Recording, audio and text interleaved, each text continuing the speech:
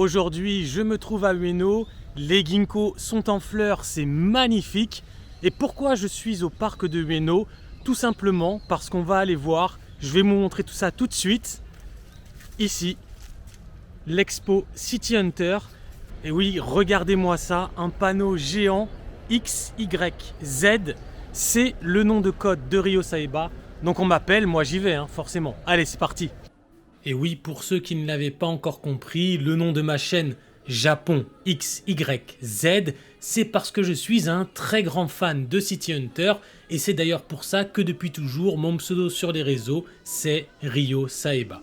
Alors, cette exposition commémore les 40 ans du manga dont la prépublication a débuté en 1985 dans le Weekly Shonen Jump. City Hunter est né à l'époque où le Weekly Shonen Jump organisait des concours où les mangaka pouvaient proposer des histoires originales. Pendant que Tsukasa Ojo dessinait Cat Size, il a réalisé plusieurs illustrations et histoires courtes autour du City Hunter, dont l'une a beaucoup plu aux lecteurs. Cette nouvelle s'appelait City Hunter XYZ et elle avait été prépubliée dans le Weekly Shonen Jump de 1983. D'ailleurs, si vous voulez la lire, elle avait été publiée dans le recueil Histoire courte numéro 1, sorti chez Panini, qui s'appelait à l'époque Le Cadeau de l'Ange quand c'était sorti chez Tonkam. Le personnage de Ryo Saeba est d'ailleurs inspiré de Kamiya dans Cat Size, le personnage de Nezumi, le rat, mais qui au fil du temps et des essais s'est transformé en un personnage différent. Et donc cette expo couvre l'intégralité du manga City Hunter, des débuts comme vous pouvez le voir ici, jusqu'à la fin avec en bonus les illustrations que Tsukasa Ojo a réalisées ces dernières années pour les Blu-ray, les films, etc. En tout, c'est plus de 400 planches originales qu'on peut voir durant cette exposition. Le succès de City Hunter n'a pas été immédiat. À l'époque, le genre hardboiled était à la mode, souvent centré sur un protagoniste stoïque et narcissique qui parlait tout seul. Les premiers chapitres étaient donc très sombres, parfois trop pour le jeune lectorat du Jump, et la série a progressivement évolué vers un récit mêlant action et burlesque, avec un Ryo Saeba plus léger et son célèbre Mokkori. Un des moments forts du début du manga, c'est évidemment la mort de Hideyuki Makimura, le frère de Kaori et le partenaire de Ryo, qui aujourd'hui est un moment culte du manga, mais quand Tsukasa Ojo l'a dessiné, c'était uniquement un ressort narratif. Lorsque la sérialisation de City Hunter a commencé, Tsukasa Ojo comptait faire apparaître Kaori dès le début, et ensuite expliquer plus tard comment elle était devenue sa partenaire. Parce que c'est quelqu'un qui n'aime pas trop raconter les événements de façon trop linéaire et détaillée. Mais Nobuhiko Orie, son éditeur, n'était pas d'accord avec ça et a insisté pour que tout soit expliqué clairement dès le départ. Et c'est donc pour ça que Makimura a été introduit avec l'intention d'être tué très rapidement. Et finalement, cette idée introduite de force par son éditeur est devenue ensuite centrale, la notion de partenaire qui est un thème majeur de City Hunter. Et si Ryo ne regarde jamais Kaori avec les yeux de dragueur habituel, ce n'est pas seulement parce que c'est un garçon manqué, mais c'est surtout parce qu'il la considère comme l'héritière de son ancien partenaire, liée à lui comme une petite sœur. Autre anecdote intéressante sur le début du manga, on associe souvent City Hunter à Shinjuku, c'est normal. À la base, Tsukasa Ojo a décidé d'utiliser Shinjuku comme toile de fond pour City Hunter parce qu'il pensait que tout le monde connaissait Shinjuku. Mais c'était pas un endroit où il avait l'habitude d'aller et il était trop occupé pour faire des recherches sur le terrain. Donc au départ, il dessinait un Shinjuku imaginaire en regardant parfois des photos de New York pour dessiner un quartier ressemblant à un bidonville qui n'était finalement pas très fidèle au véritable Shinjuku. Ici dans cette partie très colorée, on peut y voir les différentes clientes de City Hunter. Et puis là, on a les couvertures des magazines Jump d'époque. Elles sont magnifiques ces illustrations, avec juste au-dessus, notamment l'illustration ici qu'on peut voir à gauche de City Hunter Double Age, une des nouvelles parues avant le manga City Hunter. Et puis là, on a un photospot avec le café Cat Size où on peut prendre la pose avec un Ryo Saeba grandeur nature. Là, on a le cahier de croquis de Tsukasa Hojo qui date d'octobre 1991, donc sur la fin de City Hunter. J'aurais peut-être aimé en voir un peu plus, mais c'est difficile à exposer car forcément on peut pas les feuilleter. Là, on a toujours des planches originales du manga accompagnées de stores très colorés, les différentes facettes de Ryo Saeba, et puis on va monter les escaliers pour aller à la suite de l'exposition, avec notamment un des meilleurs arcs du manga qui est l'arc Bloody Mary, avec le fameux affrontement dans le cimetière entre Umibozu et Ryo. Voilà, ça c'est l'illustration d'un de mes premiers t-shirts de City Hunter que j'avais acheté à l'époque sur un stand de Japan Expo.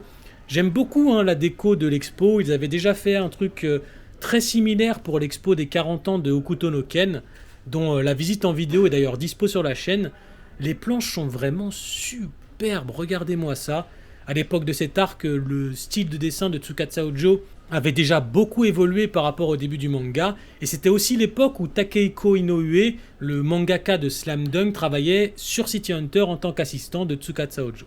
Alors, pour la petite anecdote, si jamais vous voulez faire un pèlerinage City Hunter la prochaine fois que vous venez au Japon, ce cimetière dont s'est inspiré Tsukasa Hojo, c'est un cimetière qui se trouve à Yokohama et qui s'appelle Yokohama Gaikokujin Bochi, donc littéralement le cimetière des étrangers de Yokohama.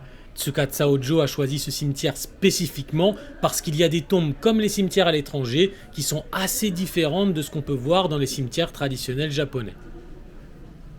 En voyant ces planches, j'ai qu'une envie, c'est de me replonger tout de suite dans le manga. Franchement, pour moi, cet arc, il est top 3 du manga, il n'y a pas photo. Et c'est pas pour rien que lors du premier pop-up store qui avait eu lieu à la galerie Akaba, c'est ce combat qui avait été choisi comme thème du pop-up store. On arrive maintenant à l'arc de Mikangel qui amorce ce qui est le meilleur arc du manga, l'arc de Shin Kaibara. Mikangel qui est l'alter ego de Ryo, qui était son partenaire aux États-Unis. Ici, on a la réplique de l'arme de Kaori, un Colt Loman MK3 que Ryo a trafiqué pour qu'elle ne puisse jamais atteindre sa cible, car il refusait que Kaori puisse un jour se salir les mains en commettant un homicide. Cette partie de l'expo est consacrée au flashback de la véritable première rencontre entre Ryo et Kaori, où on en apprend un peu plus sur Hideyuki Makimura. Comme je l'ai dit au début de la vidéo, c'est sûrement quelque chose que Tsukasa Hojo devait avoir en tête depuis longtemps, et c'est probablement même comme ça qu'il souhaitait lui au départ introduire le personnage de Makimura. En tout cas, j'aime beaucoup l'agencement de l'expo, c'est magnifique, regardez-moi ça. Et ensuite, on arrive enfin à l'arc Shin Kaibara, avec peut-être mon illustration préférée de Tsukasa Hojo, elle est superbe. C'est un arc marquant, on découvre une facette et des émotions de Ryo qu'on n'avait jamais vues avant, c'est la première fois qu'on le voit pleurer, et j'adore cette planche avec un Ryo très froid, Moichido Iyu, Kiero, je te le répète encore une fois, disparaît. L'affrontement final de Ryo avec Shin Kaibara, et la fameuse scène en bateau où Ryo embrasse Kaori à travers la glace.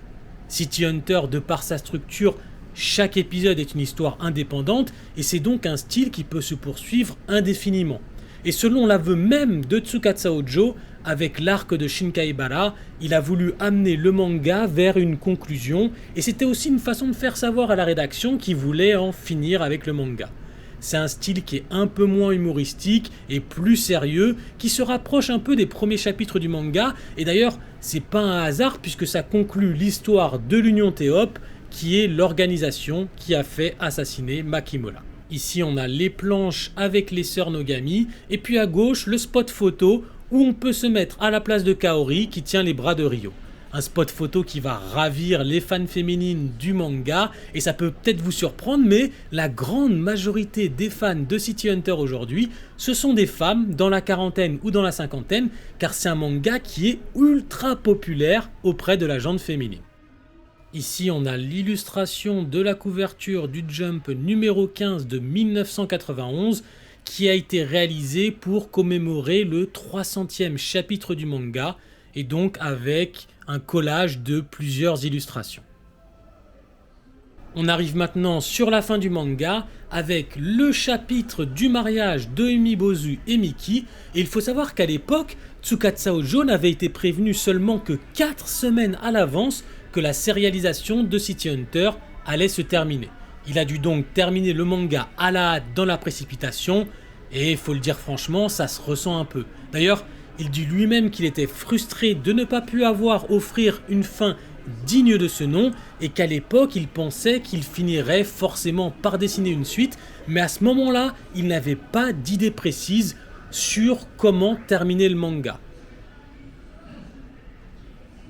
Ensuite on a une salle avec la diffusion d'un film de 3 minutes 30 où le manga est animé avec l'ajout de bruitage et de Get Wild en son sonore, que j'ai enlevé pour cette vidéo parce que j'ai pas trop envie de me faire striker. J'ai filmé l'intégralité du film, donc si ça vous intéresse, dites-le moi. Une fois que l'expo sera terminée, je me débrouillerai pour mettre ça en ligne d'une façon ou d'une autre. Et pour terminer cette expo, on a les illustrations de City Hunter que Tsukasa Ojo a fait après la fin de la série. Et là, je voulais particulièrement m'attarder sur ces illustrations qui sont assez rares, certaines que moi-même je ne connaissais pas. Comme ici, là, celle réalisée pour les Jump G-Books ou le Jump Novel Volume 2. Donc ça, c'est des illustrations vraiment qui sont exclusives à des nouvelles ou à des romans ou des choses comme ça et qui ont été réalisées par Tsukasa Ojo après la fin de la série, mais qui restent franchement superbes puisque Tsukasa Ojo a réalisé ça alors qu'il était vraiment au prime après la fin de City Hunter. Elles sont vraiment superbes, je vous laisse apprécier ça.